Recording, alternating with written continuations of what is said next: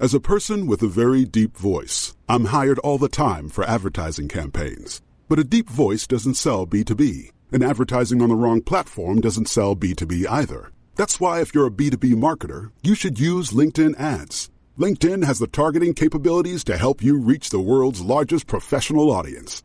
That's right, over 70 million decision makers all in one place. All the big wigs, then medium wigs, also small wigs who are on the path to becoming big wigs. Okay, that's enough about wigs. LinkedIn ads allows you to focus on getting your B2B message to the right people. So, does that mean you should use ads on LinkedIn instead of hiring me, the man with the deepest voice in the world?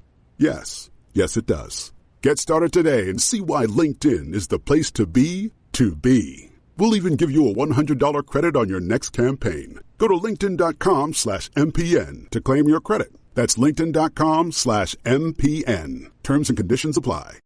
Entrepreneurs Enigma is a podcast for the ups and downs of entrepreneurship. So the wins and the fails that we all face being entrepreneurs, how we learn from adversity. Every week I talk to a different entrepreneur with a story to tell. I'm Seth Goldstein. Come with me on the journey. This is Entrepreneurs Enigma. Let's get started.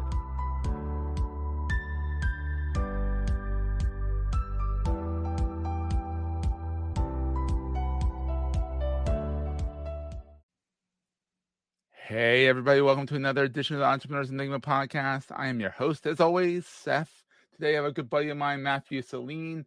He is an experienced advisor, consultant, operator, and coach specializing in small to mid-sized businesses. For more than 25 years. Yes, 25 years. He looks good for his age. He has successfully owned and guided companies from concept to funding to launch to profitability and sustainment. Woo! He has his own business, and he also has his own franchise cohort of the alternative board, and he's Philly West. He'll talk to the Philly East if it's interesting enough, but generally he sticks to the west of Philadelphia. He is based in the west of Philadelphia, so it makes sense that his business is over on that side of the world. He is his consulting company, Big Door Open, advises B2B and B2C companies on positioning, commercialization, and monetization efforts, and of course, marketing. And he's just a good guy. Very friendly, very outgoing. Always gives a good handshake, a good hug at these events I see him. Hey, Matt, how's it going, buddy? It's going well today. Thank you for having me on. Oh, it's so much fun. I like having my buddies on here. It's good. Well, so thank you. Have you always been an entrepreneur? Well, I came from an entrepreneurial family, and my parents are still with us. Yeah. My mother, although she's a very successful journalist and book author, she was affiliated with Philadelphia Magazine for many, many years, but built her own brand and did many things outside of that. She was on TV, radio, stuff like that. Oh, and big feet to step into. Yes. And my father, he was a very successful car dealer in South Jersey. So kitchen table was a lot of, from my father, learned a lot about business. My dad didn't go to college, and he has sent both his children to graduate school. And so I learned a tremendous amount from my father, who just instinct, experience he's gained, things like that. And my mother, talking about the different things she did and how she branded herself. And that. So the funny thing is my career did not start as an entrepreneur. I started as a lawyer. Oh, yeah. It was back in the early 90s when the real estate crunch hit and everything else. It was like, I'm not sure what I want to do. And it was like, go to law school. So you can always use it for something. Yeah. You can. I practiced a history degree. Well, actually, I was a history major and an art history minor. So there you go. Exactly. What the hell are you going to do with it? Go to law school or teach? Exactly. Now write ChatGPT prompts. So I practiced for a couple of years, and it was not for me. I was doing environmental and corporate transactional work, and I was much more interested in the companies I was meeting and interacting with in the practice of law itself. So I went out, and one of the companies, an investment advisor, asked me to come with him, and he would train me in how to do investment banking and VC work. And I lasted about 6 months in that before it was clear that was not my calling. You tried it. And You tried it. I And did. then, yeah, I you gotta did. try And things.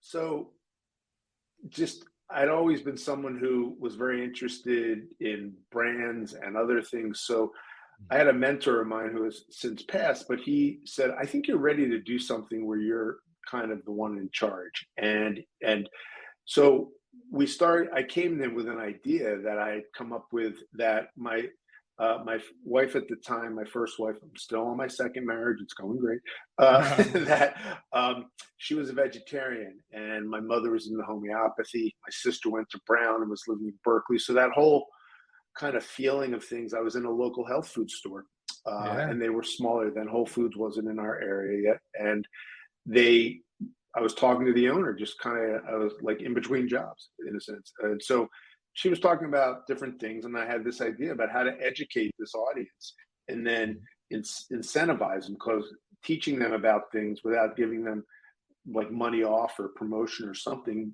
was not going to stimulate them.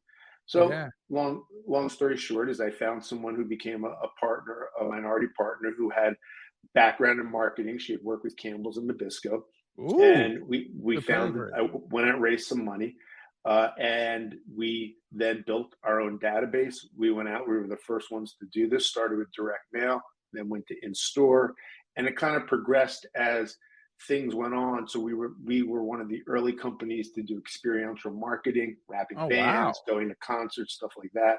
And then we got into email. We were one of the first people that get email databases going, because Yeah. up until about maybe 2012, brands really didn't have a way to build their own audiences, and then Yeah. social media changed that. So we had the audience, and then so we did research because we had the database. So we were helping people with product development, labels, things like that. And my clients were Whole Foods, Sprouts Farmers Market, Annie's Homegrown, Cliff Oh, wow. Bar, Big Honest dogs. Tea. Well, they became the big dogs, and Oh, then yeah, they because Whole got Foods was small at one point. Yeah. well, and so basically, Whole Foods sells to Amazon, I think, in 2016. And at Yeah. that point, a lot of these smaller brands had been absorbed by bigger companies.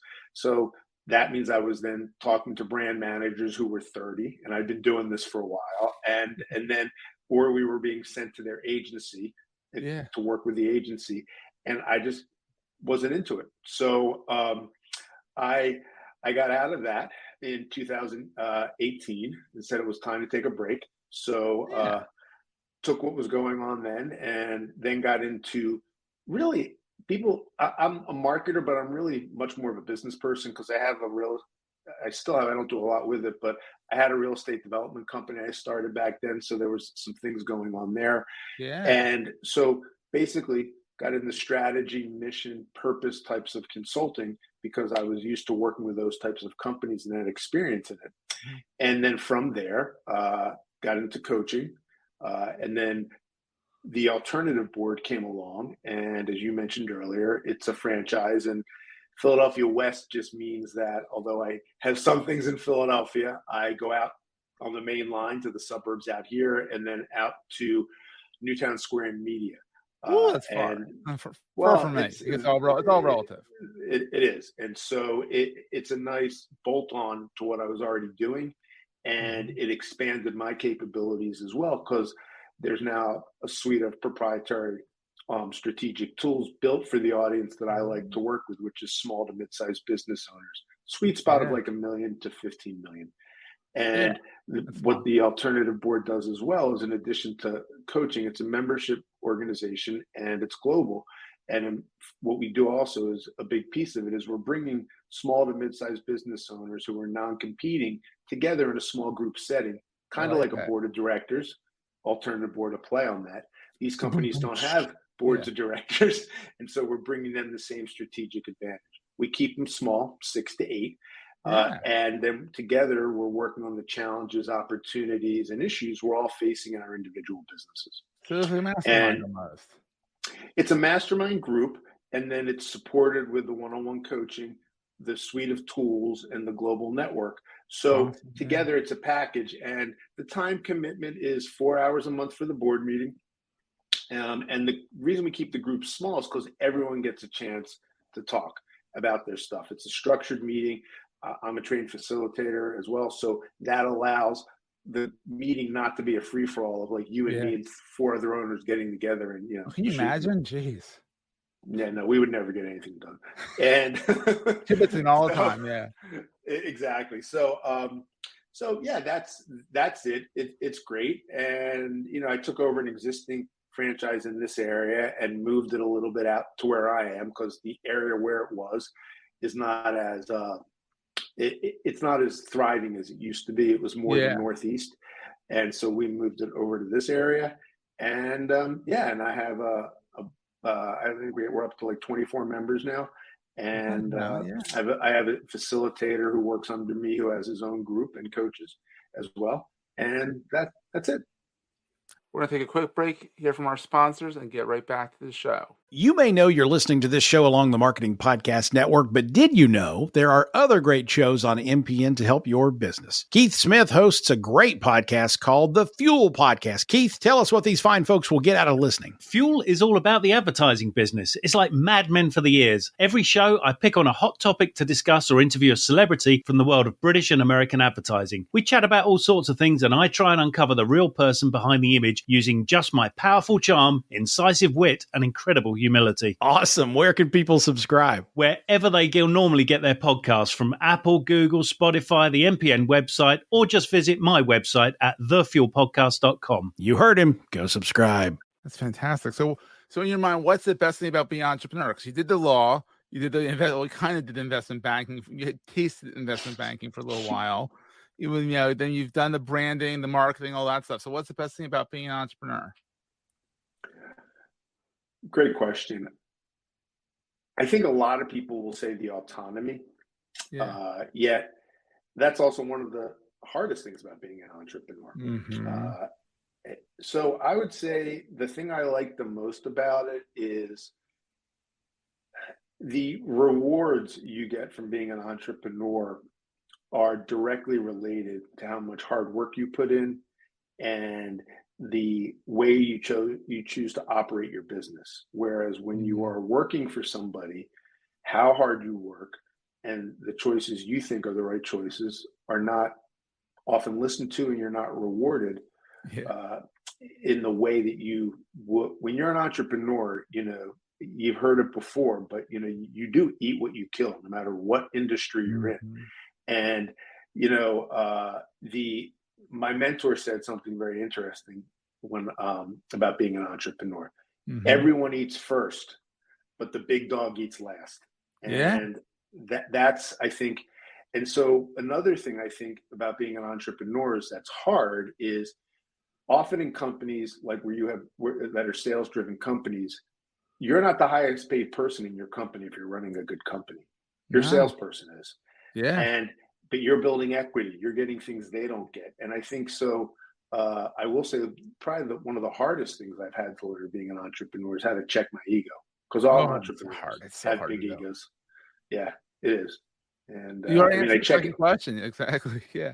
I mean, it's checked at home every minute by my wife and daughter or my son. The boss checks it out like that. And here. Yeah, exactly. You're not at work. You're not at work. You don't get to have an ego here. So I get that much too. Yeah.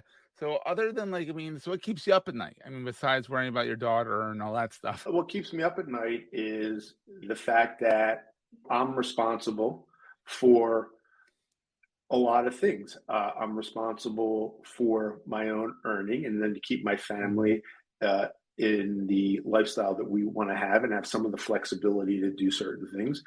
The other thing that keeps me up is I am I wouldn't say responsible, but I have a relationship with all my members, and I am there to help them. And so if they're not doing well or they're struggling, I am thinking about that. And then a lot of the normal business things, how to market, how to prospect, and then how to keep up with business. As we're getting bigger, I'm going to have to bring on another facilitator at some point. Well, that's exciting. So it is, yet at the same terrifying. Time and then you have to go through, it's an investment, training, and more management. I mean, one of the reasons I was happy to get out of what the marketing area in my company was I was tired of managing people. Mm-hmm. And, the other thing I want to say about being an entrepreneur, so I hear this a lot, well, I don't have to answer to anybody. Yeah. And that is, I think, a misconception as well. You Yeah. always have somebody to answer to. If you have clients, you're answering to them. If you have, like here, I'm a franchise owner, so I'm not getting put on the carpet, but at the same time, I do have to answer to the franchise at times. They want to see you doing things and using it, and Yeah, and TAB is the alternative board, the acronym TAB. It's a great organization, and the strength is, much like in companies, it's the people I work with, the other owners that I have engagements with, and we have our own peer boards internally and mentors and things like that. Yeah. But that's really what makes it such a wonderful organization from the top down. So you found a good franchise to work with, which is it's hard to do. There's franchises that are really tough. Well, I think for what we do, I wouldn't call the alternative board tough. I would call them. No, but there's others that are tough. Yeah. Well, there are like McDonald's or Subways. You're making those burgers the same way, and there's this and there's that, and no, that is not this franchise at all. You like that? That's good. So, what is the most important thing to carry with you all the time?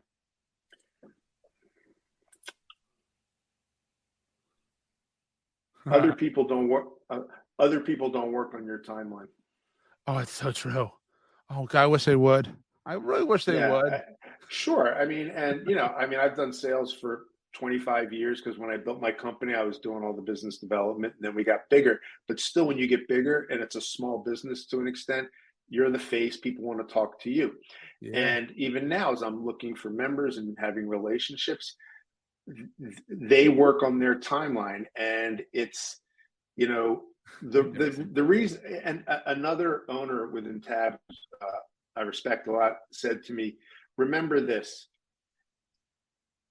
you're in essence an employee of the people who are your members, because as much as they love you and want to talk to you, want to include you in things, they're paying you. So there's a mindset that's different, and never forget your place in the pecking order. Oh, it's so true. It's so good. So people can find more about you. I mean, you're on LinkedIn. So, I mean, like that's like your social media thing of choice, I assume. It is, and we're expanding the brand. We have some events coming up that we're doing, and we'll be having video and interviews. And so we're going to start augmenting the website more and more. I think, I'd say LinkedIn is my big one. It's a big one. And also go to Tab Philly West and Big Door Open. Well, no, tabphillywest.com. That helps. Give them the suffix. That helps. Mm-hmm. And then also bigdooropen.com is your other venture, which is cool. Matt, this has been so much fun. Well, it's great. And I want to be able to buy you a free drink at our next event. Sounds good. Well, exactly. Our free event. Very funny. All right. Thanks, buddy. All right. Thank you. Take care. That was a great show. If you're enjoying Entrepreneurs Enigma, please review us in the podcast directory of your choice. Every review helps other podcast listeners find our show. If you're looking for other podcasts in the marketing space, look no further than the Marketing Podcast Network at marketingpodcasts.net.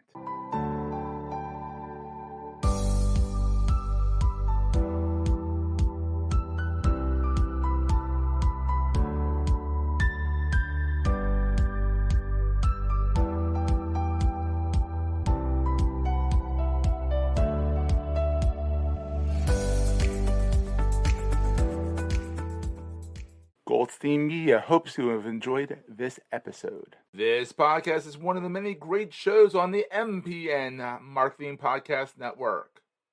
You may know you're listening to this show along the Marketing Podcast Network, but did you know there are other great shows on MPN to help your business?